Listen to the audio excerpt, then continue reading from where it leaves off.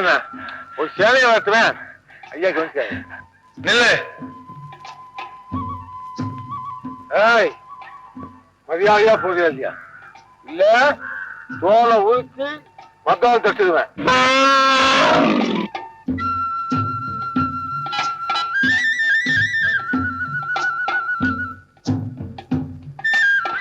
எங்க உங்களுக்கு மாய மந்திரம் ஏதாவது தெரியுமா?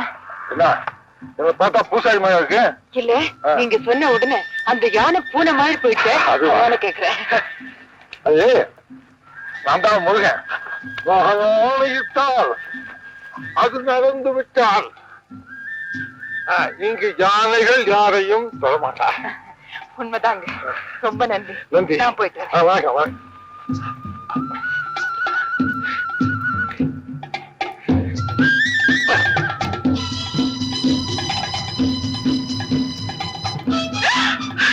காப்பாத்துங்க, காப்பாத்துங்க. மறுபடியும் யானை வந்துச்சு. காப்பாத்துங்க. பேசாம இல்ல சுட்டு போசிக்க முடியாமா?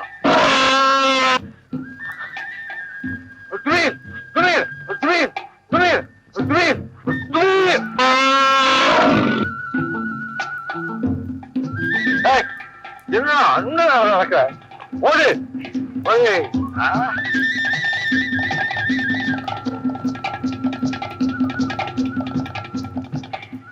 நல்ல வேலை. நல்ல வேலை. நீங்க இல்லன்னா பெரிய ஆபத்தா முடிஞ்சிருக்கோம். புரிஞ்சிருக்கோம். ஆமா, நீங்க யாரு? என்ன பார்த்தா எப்படி தெரியுது?